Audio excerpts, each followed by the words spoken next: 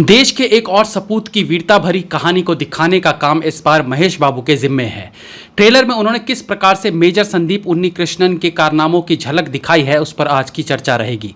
Trailer review करेंगे major.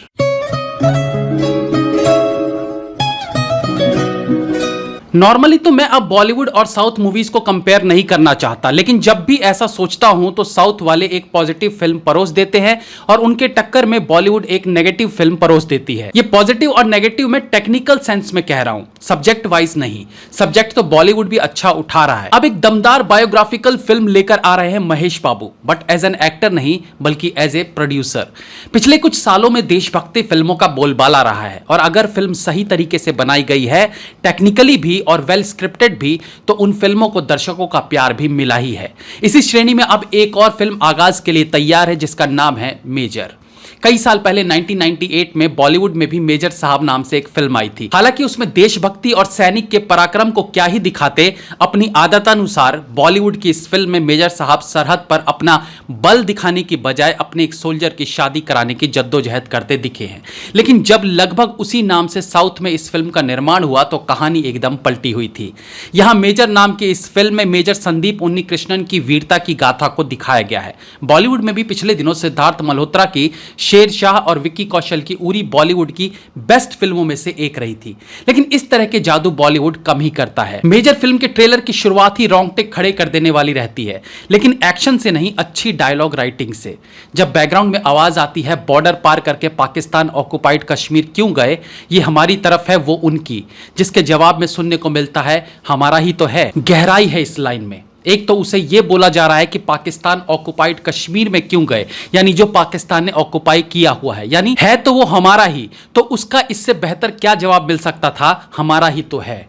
हमारे देश में ही नहीं बल्कि किसी भी देश में माँ बाप का जो अपने बच्चे के प्रति प्यार होता है ना, वो बहुत अद्भुत होता है, उसको तौला नहीं जा सकता। इसी प्यार, इसी केयरिंग की वजह से कई बार पेरेंट्स अपने बच्चों को आर्मी में भेजने से डरते हैं।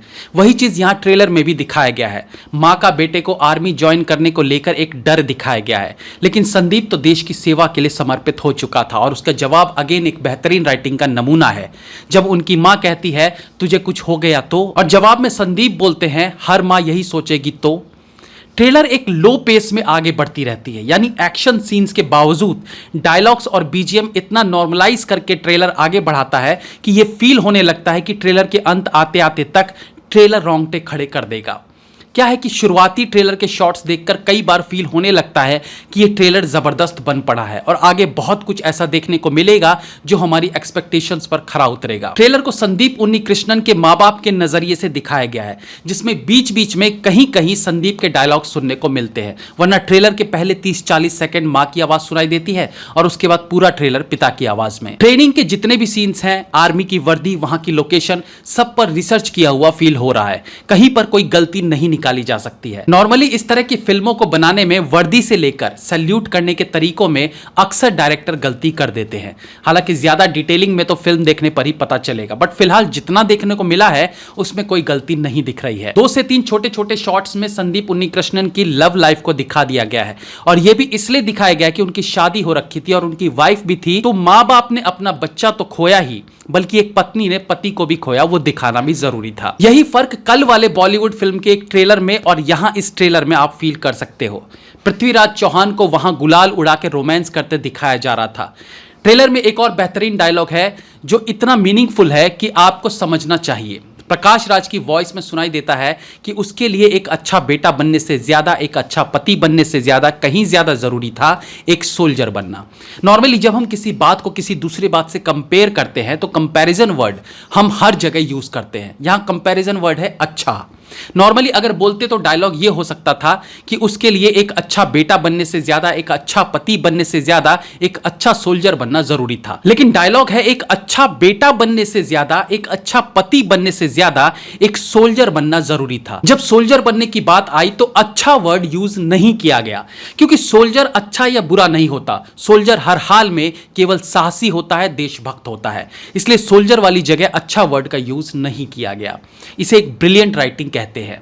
वरना पिछले दिनों तो बॉलीवुड की एक फिल्म में सुनने को मिला था, बेटा मैं तेरे लिए चारों धाम से दुआएं मांग कर लाई हूं। 2008 के नवंबर में हुए आतंकी हमले ने देश को झंझोड़ कर रख दिया था, लेकिन उस हमले में कई हीरो सामने आए थे और इस हमले पर अलग अलग लोगों के एंगल से कई फिल्में बन चुकी है, कुछ अच्छी भी थी। अभी उसी हमले में एक और ऐसे जाबाज की कहानी को बेहतरीन तरीके से पेश किया जा रहा है जिसने अपने फर्ज को निभाते निभाते अपनी जान दे दी। ट्रेलर के लास्ट के कुछ मिनट्स में प्रकाश राज के जोशीले डायलॉग्स के बीच संदीप कृष्णन के सीन्स एकदम से रोंगटे खड़े कर देने वाले रहते हैं। नॉर्मली प्रकाश राज अच्छी और क्लीन हिंदी बोलते हैं, लेकिन इन लाइंस में आप गौर करें तो हल्का सा साउथ इंडियन टच वो रखते हैं, और वो इसलिए कि रियल में भी संदीप उन्नीकृष्णन साउथ इंडिया से ही थे। तो ये चीज भी परफेक्टनेस को दर्शाती है कि मेकर्स ने छोटी छोटी चीजों का भी ध्यान रखा है। ट्रेलर का बीजीएम बहुत अच्छा लग रहा है। आई होप कि फिल्म में भी इसी तरह का बीजीएम यूज किया गया हो। लगभग हर तरह के कैमरा एंगल्स जैसे top view, handy shots, parallel shots सब देखने को मिल रहा है। बाकी इन सब पर ज्यादा बात तो फिल्म देखने के बाद ही हो पाएगी। तो दोस्तों वेट कीजिए 3 जून का, जब ये फिल्म पृथ्वीराज के साथ थिएटर में रिलीज होगी। Have a nice day.